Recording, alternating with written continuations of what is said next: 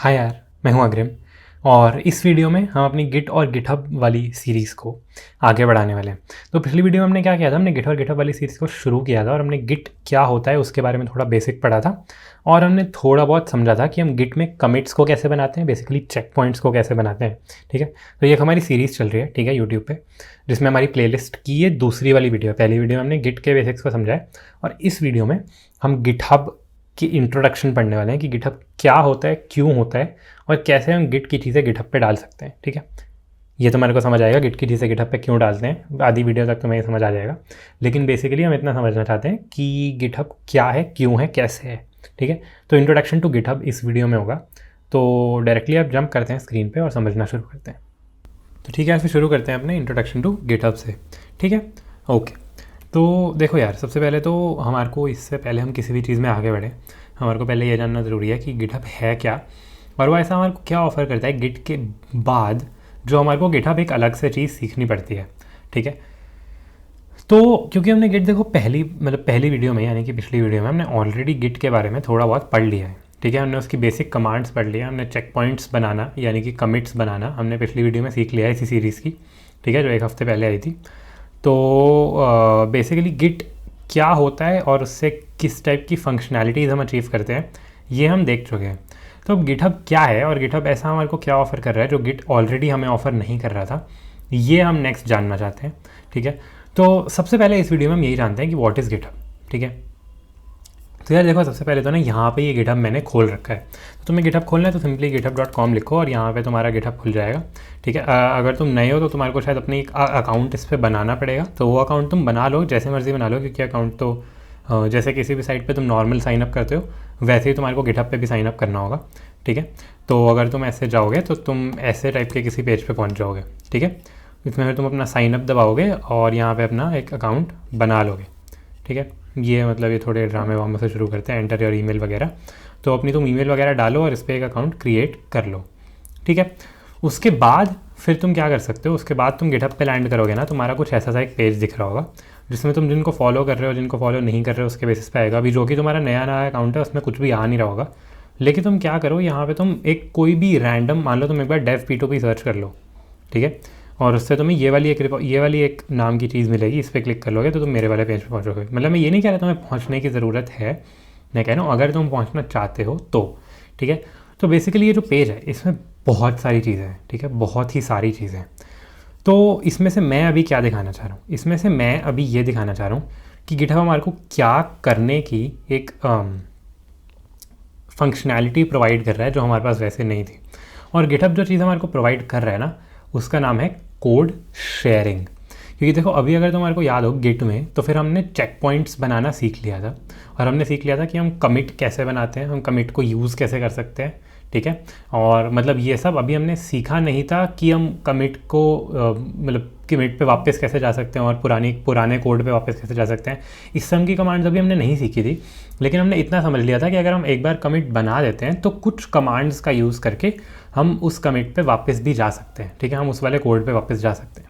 लेकिन अगर तुम बहुत ज़्यादा ध्यान से सोचो तो उस पूरे के पूरे प्रोसेस में तुम सिर्फ अपने लोकल सिस्टम पे काम कर रहे हो। ठीक है, तुम्हारे अपने लोकल सिस्टम पे एक फ़ोल्डर है जिसके अंदर तुम काम कर रहे हो और तुम कुछ भी कर रहे हो।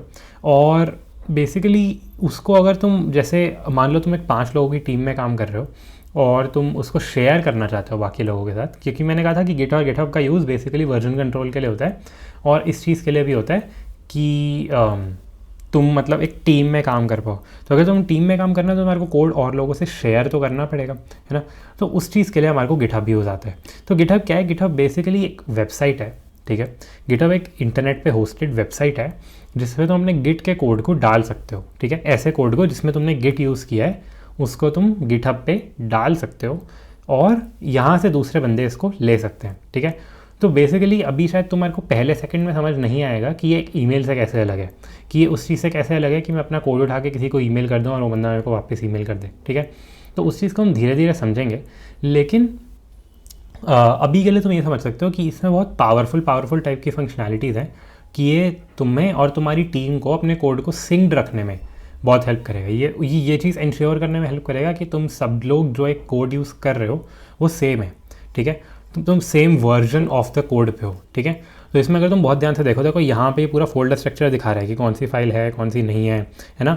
और ये फोल्डर स्ट्रक्चर में मेरे को फोल्डर्स खोलने की ऑप्शन दे रहा है। मैं चाहूँ तो फोल्डर्स खोल के कुछ और ओपन कर लूँ, मैं चाहूँ तो कुछ भी, मतलब बेसिकली जो मेरा सारा कोड बेस है जो मेरे लोकल सिस्टम पे है उसको मैंने गिटहब पे भी डाल रखा है। और इसमें देखो तो अगर तुम एक बार यहाँ पे देखो ये क्या कह रहा है 124 कमिट्स। तो ये मेरे को, अगर मैं मान लो इस पर दबाता हूँ, ये मेरे को इसकी सारी कमिट्स देखने की ऑप्शन दे रहा है। इसने ये मेरे को बता रहा है कि ये एक्किंटोश नाम के एक बंदे ने डिस्क V5 फिक्स टाइपो नाम से कमिट डाली है। ये मेरे को बता रहा है कि एक FGL नाम के बंदे ने कैप्स WD, बेसिकली बहुत सारे डिफरेंट तरीके की हमें कमिट्स आती हुई दिख रही हैं। ठीक है, तो ये गिटहब बेसिकली एक वेब इंटरफेस है जिस पे हम गिट वाले प्रोजेक्ट्स को देख सकते हैं। तो ये गिट से एज सच लोकल सिस्टम पे कोई बहुत ज़्यादा एक्स्ट्रा फंक्शनैलिटीज़ प्रोवाइड नहीं कर रहा। गिटहब हमारे को क्या कर रहा है कि वो कोड की शेयरिंग को पॉसिबल कर रहा है और वो अक्रॉस द इंटरनेट सिंक रखने में हमारे को हेल्प कर रहा है।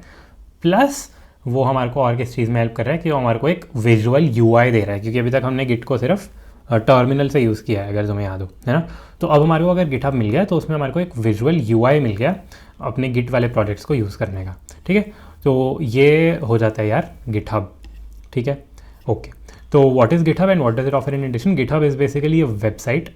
ठीक है, गिटहब सिर्फ एक वेबसाइट है, कोई टेक्नोलॉजी नहीं है वो न्यू। ठीक है, which offers in addition to git, जो एक्स्ट्रा चीज़ वो ऑफर कर रहा है दैट इज़ कि it offers to share code among multiple people. ठीक है, कैसे होता है इस पर हम धीरे धीरे आएंगे। ठीक है, और अक्रॉस मल्टीपल वीडियोस हम काफ़ी इसको अच्छे से सिंक होते हुए देखेंगे। ठीक है, हम 2 अकाउंट्स बना के उनके बीच में अपना सिंक करने की कोशिश करेंगे। ठीक है, तो लेकिन 2 अकाउंट्स वाली चीज़ बाद की बात है। अभी इस वीडियो में ना हम इंट्रोडक्शन के बाद जो सबसे पहली चीज़ गिटहब में देखना चाहते हैं कि अगर मेरे पास अपने लोकल सिस्टम पे कोई कोड है तो उसको मैं गिटहब पे कैसे डाल सकता हूँ, है ना। सबसे पहले हम ये देखना चाहते हैं। तो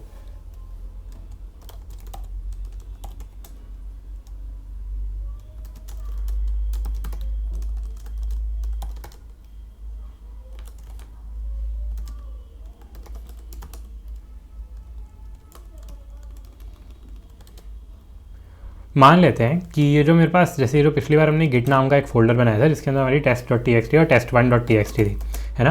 और इसमें हमने अगर लॉग अगर तुम देखो तो ये हमने 2 कमिट्स उस दिन डाली थी। अगर तुम्हारे पास ये वाला फोल्डर नहीं है, बाई चांस अगर तुम इंट्रोडक्शन टू गिटहब वाली वीडियो पे एकदम न्यू आ रहे हो और तुमने गिट वाली वीडियो नहीं देखी है तो मोस्ट प्रोबेबली ये वाला फोल्डर और ये वाली कमिट्स तुम्हारे पास नहीं होंगी।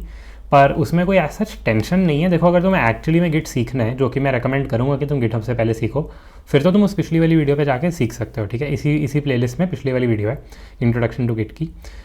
लेकिन अगर तुम्हें गिट ऑलरेडी आता है और तुम डायरेक्टली गिटहब सीख रहे हो तो तुम अपनी कोई भी रिपॉजिटरी लो, कोई भी फोल्डर लो जिसके अंदर तुमने गिट को यूज़ कर रखा है और उसके ऊपर ही सेम स्टेप्स अप्लाई हो जाएंगे जो मैं अभी बताने वाला हूँ। ठीक है, तो तुम्हारे को एज इट इज़ जो मैं जिस रिपॉजिटरी या जिस फोल्डर पे कर रहा हूँ उस पर तुम्हारे को करने की ज़रूरत नहीं है।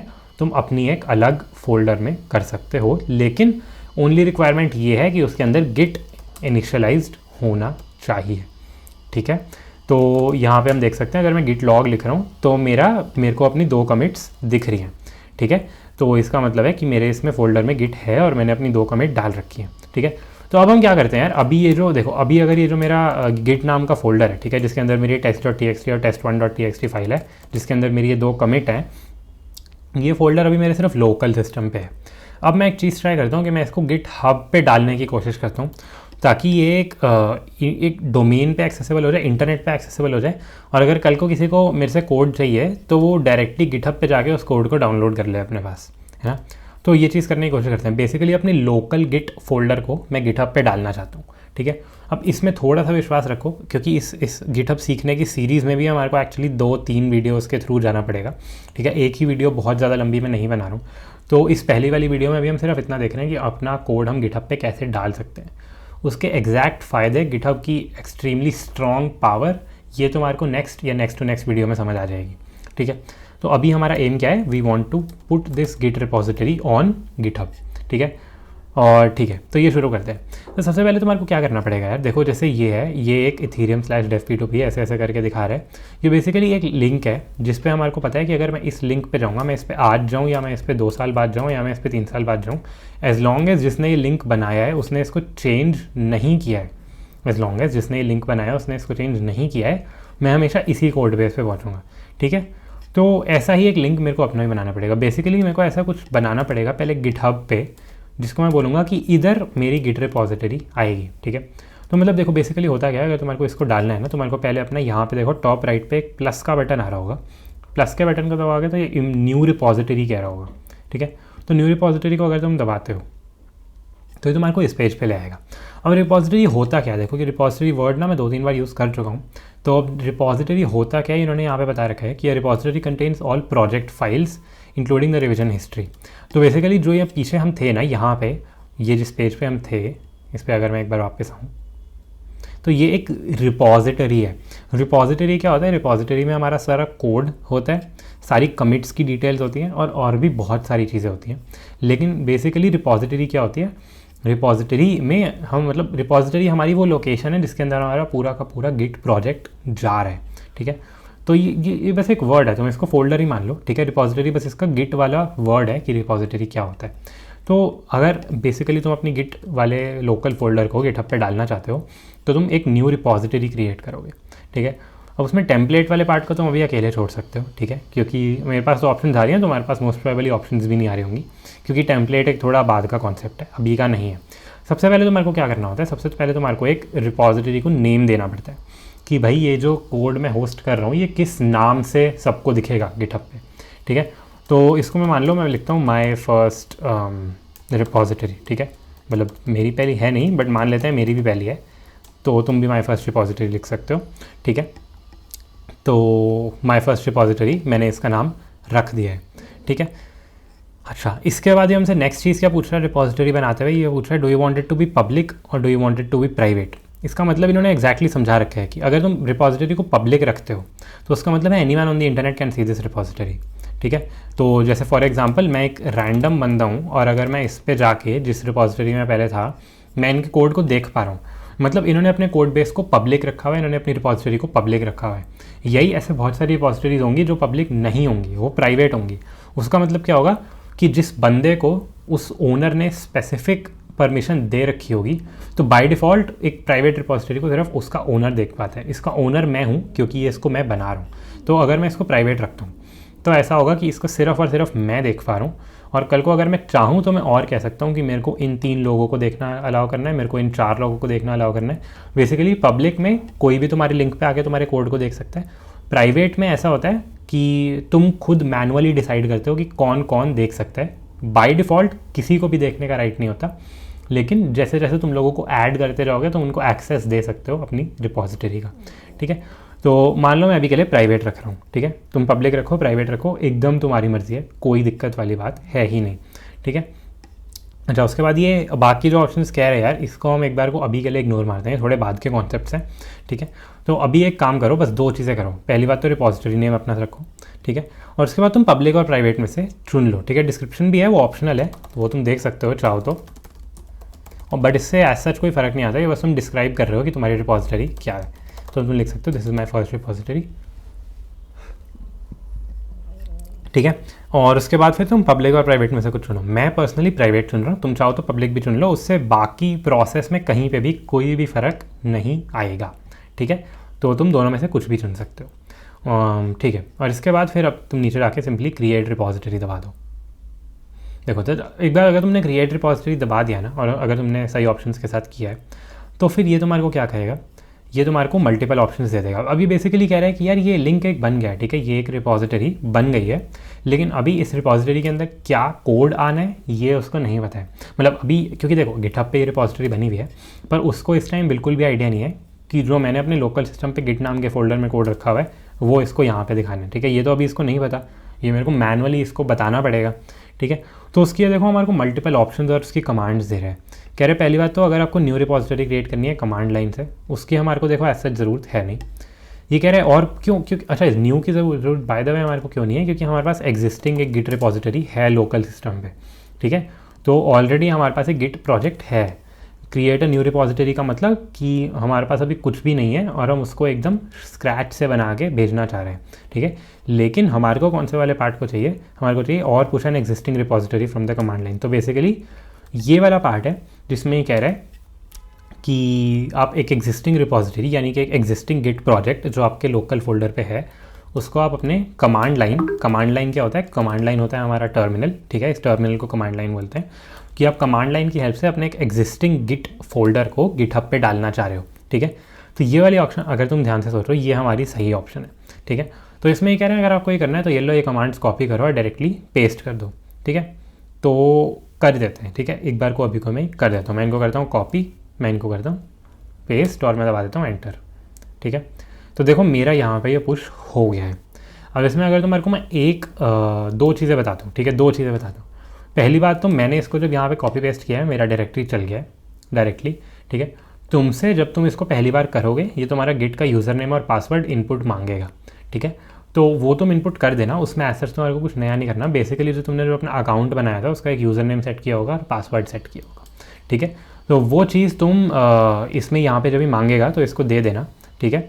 और उसके बाद तुम डायरेक्टली कमांड्स को चला पाओगे। इवेंचुअल रिजल्ट तुम्हारा जब तुम्हारे को हर बार यूज़र नेम पासवर्ड डालना पड़ेगा उसके बाद सेम ही होगा, ठीक है। ऐसा कैसे होता है कि तुम्हें कॉन्फ़िगर ना करना पड़े, क्योंकि अब इस टाइम मेरे टर्मिनल को पता है कि बाय डिफ़ॉल्ट उसको कौन सा अकाउंट यूज़ करना है, ठीक है। तो वो चीज़ कॉन्फ़िगर करनी भी पॉसिबल है, लेकिन वो मैं इस वीडियो में नहीं करा रहा हूँ। इस वीडियो में तुम ये करो कि जब भी वो तुमसे इसका यूज़र नेम पासवर्ड मांगे तुम उसको दे दो, ठीक है। लेकिन ये थोड़ी नेक्स्ट वीडियो में या उससे नेक्स्ट वीडियो में हम देखेंगे कि कैसे हम अपना एक डिफ़ॉल्ट गिट को सेटअप कर सकते हैं। लेकिन इस टाइम अगर मेरे और तुम्हारे सिस्टम में इसमें कोई भी फ़र्क है वो सिर्फ इतना है कि मेरे को अपना यूज़र नेम पासवर्ड बार बार एंटर नहीं करना पड़ रहा और तुम्हें करना पड़ रहा है, ठीक है। लेकिन उसके अलावा बाकी कमांड्स का यूज़ एकदम सेम ही रहेगा, ठीक है। अच्छा, ये तो हुई पहली चीज़। और दूसरी चीज़ क्या है कि ये जो यहाँ पे ये 3 कमांड्स हैं जिनको हमने डायरेक्टली कॉपी पेस्ट कर दिया है, आइडियली हमारे को इनका भी मतलब पता होना ज़रूरी है, ठीक है। और मैं ऐसा नहीं कह रहा कि तुम्हारे को इनका मतलब नहीं पता होगा और मतलब मैं तुम्हारे को इनका मतलब नहीं बताऊँगा, लेकिन अभी के लिए हमने इनको सिर्फ कॉपी पेस्ट किया है। नेक्स्ट वीडियो में हम इसमें काफ़ी डीपली डाइव करेंगे कि क्या इन कमांड्स का मतलब है, रिमोट का मतलब क्या है, पुश का मतलब क्या है, ठीक है। ब्रांचिंग तो चलो थोड़ी बाद की बात है, लेकिन रिमोट और पुश का मतलब क्या है इस पर हम थोड़ा बाद में डाइव करेंगे, ठीक है। लेकिन अभी के लिए अगर तुमने ये कर दिया कि तुमने तीनों कमांड्स को कॉपी पेस्ट कर दिया और इसमें तुमने अपना यूज़र नेम पासवर्ड भी डाल दिया है, तो और अगर तुम्हारा कोई एरर नहीं आया, बेसिकली तुम्हारी कुछ मेरे जैसी सिमिलर सी आउटपुट आ रही है, branch main, setup to track, origin main, और फिर तुम क्या कर सकते हो, अपने पेज पे जाओ और इसको रिफ़्रेश करो। और तुम रिफ़्रेश करोगे तो मैं देखो यहाँ पे क्या आ रहा है। यहाँ पे बेसिकली मेरे test.txt और test1.txt आ रहे हैं, जिनको अगर मैं खोलूँगा तो ये देखो जो मैंने टेक्स्ट अपने लोकल सिस्टम पे रखा हुआ है वही एज इट इज़ मेरा वहाँ पे शो हो रहा है, hello this is a change, ठीक है।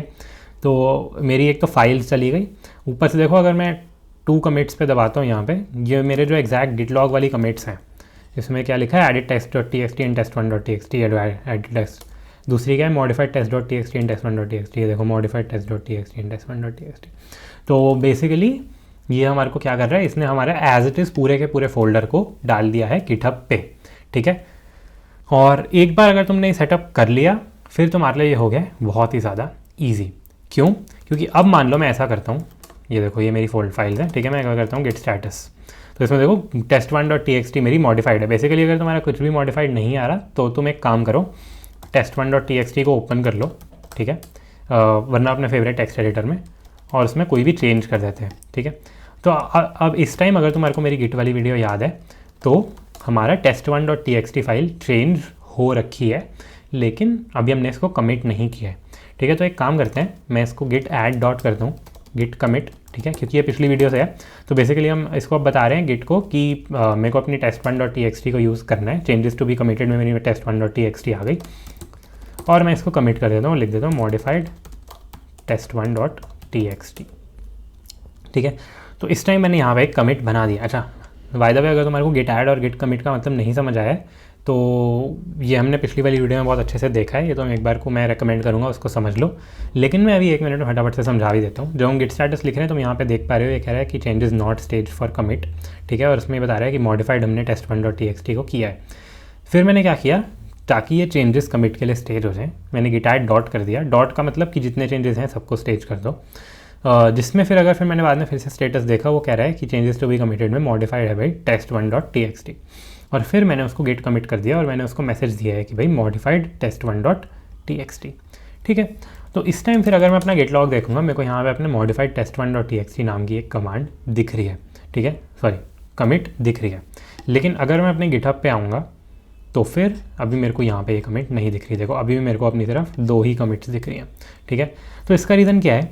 इसका रीज़न ये है कि हमारा गिट जो लोकल है और जो गिटहब हमारा होस्टेड है, ये दोनों बाय डिफ़ॉल्ट एक दूसरे से सिंक्ड अपने आप से नहीं रहते। सिंक्ड एज इन ऐसा नहीं होगा कि अगर मैं लोकली कोई कमिट डाल रहा हूँ तो फिर वो अपने आप ही मेरे गिटहब पे चली जाएगी, ठीक है। तो मेरे को मैनुअली बताना पड़ता है कि मेरे को अपने गिटहब पे अभी वाली सारी कमिट्स पब्लिश करनी है, और उसके लिए कमांड क्या होती है? गिट पुश, ठीक है।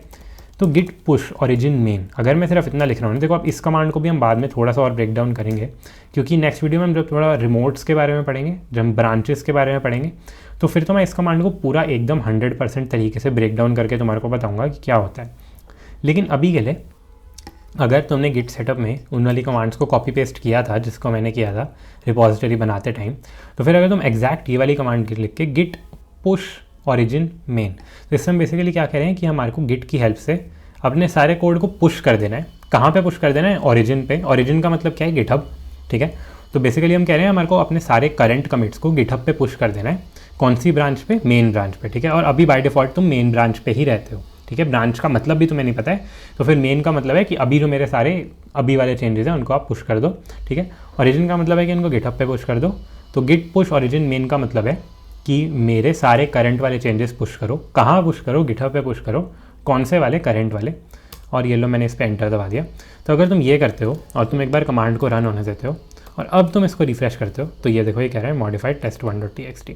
तो बेसिकली हमारे को क्या समझ आया कि हमारा फ्लो कुछ ऐसा सा बैठता है कि तुम अपने लोकल गिट पे कुछ भी चेंज करोगे, ठीक है। तुम अपना गिट ऐड करके और गिट कमिट करके तुम अपने चेंजेस को लोकली गिट पे कमिट करोगे, फिर तुम गिट पुश ओरिजिन मेन नाम की कमांड से उसको अपने गिटहब पे पुश कर दोगे, ठीक है। तो इससे हमें समझ आ गया कि हम गिट और गिटहब को कैसे एक दूसरे से सिंक्ड रख सकते हैं। अभी सिंकिंग का इसमें बहुत सारा पार्ट रहता है, ठीक है। तो इसको हम ब्रेक करेंगे और भी वीडियोज़ में, ठीक है। लेकिन अभी इस वीडियो में हमने क्या क्या सीख लिया? इस वीडियो में हमने ये सीख लिया कि पहली बात तो गिटहब होता क्या है। गिटहब होता बेसिकली ये है कि हमारी एक लोकल गिट की रिपॉजिटरी या लोकल गिट के फोल्डर को अगर हम एक इंटरनेट पे डालना चाहते हैं ताकि और लोग भी उसको ले पाएँ, तो उसके लिए हम गिटहब यूज़ कर सकते हैं। तो गिटहब बेसिकली हमारे को कोड की शेयरिंग में हेल्प करता है। और हमने क्या सीखा? और हमने ये सीखा कि हम कैसे अपने एक लोकल गिट के फोल्डर को गिटहब पे डाल सकते हैं, ठीक है। तो ये दोनों चीज़ें अब हमें आ गई हैं, ठीक है। ओके, तो इसके बाद मतलब देखो डालने का तरीका अगर मैं रिवाइज करा दूं तो हमें बस हर कमिट करने के बाद या जब भी हमारे को पुश करना है मेरे को गिट पुश ओरिजिन मेन लिखना होगा। तो इससे जितनी भी कमिट्स मेरी नहीं गई हैं अभी तक गिटहब पे, सारी की सारी चली जाएंगी, चाहे वो 1 हो, 2 हो, 3 हो, 4 हो, 5 हो, ठीक है। तो अगर मैं यहाँ पे अभी 2 कमिट और कर दूँ और फिर मैं गिट पुश ओरिजिन मेन लिख दूँ तो मेरी दोनों की दोनों कमिट और गिटहब पे चली जाएंगी, ठीक है। तो ये हो गया कि हम कैसे गिट से गिटहब पे पुश करते हैं। आप थोड़ी सी पेशेंस रखो, गिटहब से गिट पे कैसे लाते हैं वो भी देखेंगे, सिंकिंग कैसे हेल्पफुल होती है वो भी देखेंगे, जो हमने कमांड्स अभी डायरेक्टली लिख दिए हैं बिना मतलब समझे उनके मतलब भी समझेंगे।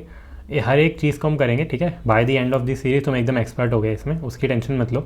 लेकिन अभी इस वीडियो में जितना मैंने बताया वो होपफुली तुम्हें समझ आ गया होगा, ठीक है।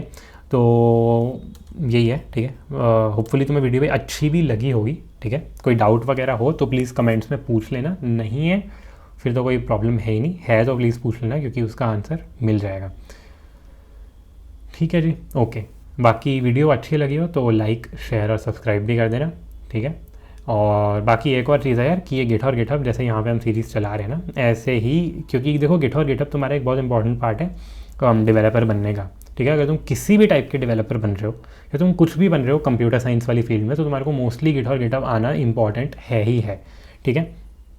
तो ये वन ऑफ द थिंग्स है जो तुम्हारे एक डेवलपर बनने के लिए बहुत ज़्यादा इंपॉर्टेंट है, ठीक है। लेकिन अब देखो ऑफकोर्स और भी चीज़ें होती हैं जो एक डेवलपर बनने के लिए इंपॉर्टेंट होती हैं, और वो वाली सारी चीज़ें अगर तुम सीखना चाहते हो तो एक कोर्स है यार, ठीक है। कोर्स है एंट्री एलिवेट की तरफ से, जिसमें तुम्हारे को एक फुल स्टैक डेवलपर बनने का पूरी गाइडेंस दी जा रही है। बेसिकली तुम्हारे को 150 आवर्स ऑफ वीडियोस दी जा रही है, जिसमें तुम्हारे को A to Z बिल्कुल बिगिनर लेवल से बिल्कुल एक्सपर्ट लेवल तक लेके जाया जाएगा कि कैसे एक फुल स्टैक डेवलपर तुम बन सकते हो, है ना। और साथ साथ तुम्हारे को ये भी दिया जाएगा कि तुम्हारे को इंटर्नशिप गारंटीड मिलेगी और प्लेसमेंट की तुम्हारे को एक लाइफ टाइम की असिस्टेंस मिल जाएगी, ठीक है। तो ये सारी चीज़ें तुम्हारे को मिलेंगी, साथ में सॉफ्ट स्किल्स वगैरह पे भी काम किया जाएगा। तो basically by the end of that course तुम एक अच्छी जॉब लेने के लिए बहुत ज़्यादा रेडी हो जाओगे, है ना। तो ये है। और अगर ये कोर्स है, ये अगर तुम्हें इंटरेस्टिंग लग रहा है तो डिस्क्रिप्शन बॉक्स में एक लिंक मिलेगा तुम्हारे को, गूगल फॉर्म का लिंक मिलेगा, उसको तुम फिल कर सकते हो। और जब तुम उसको फिल करोगे तो कोई ना कोई हमारी टीम से तुम्हारे से कॉन्टैक्ट में आके तुम्हारे डाउट्स वगैरह क्लियर कर देगा, ठीक है, अगर तुम्हारे को कोई डाउट्स वगैरह हैं तो। और फिर तुम डायरेक्टली कोर्स को, अगर तुम्हारे को पसंद आता है, तुम एक इन्फॉर्म डिसीजन लेके कोर्स को परचेज़ कर सकते हो, ठीक है जी। ओके, तो इस वीडियो में इतना ही था। अच्छी लगी हो तो लाइक शेयर सब्सक्राइब कर देना, और कोई डाउट हो तो कमेंट्स में पूछ लेना। बाकी अब हम इस सीरीज़ को कंटिन्यू करेंगे नेक्स्ट वाली वीडियो में, थोड़ा बहुत गिटहब वगैरह और पढ़ेंगे, गिट को और पढ़ेंगे। अभी बहुत वीडियोस बची हैं इस सीरीज़ की, थोड़ा बहुत हम धीरे धीरे करके एक्सपर्ट बन जाएंगे, ठीक है। तो होपफुली वीडियो अच्छी लगी होगी। बाकी नेक्स्ट वीडियो में मिलते हैं, बाय।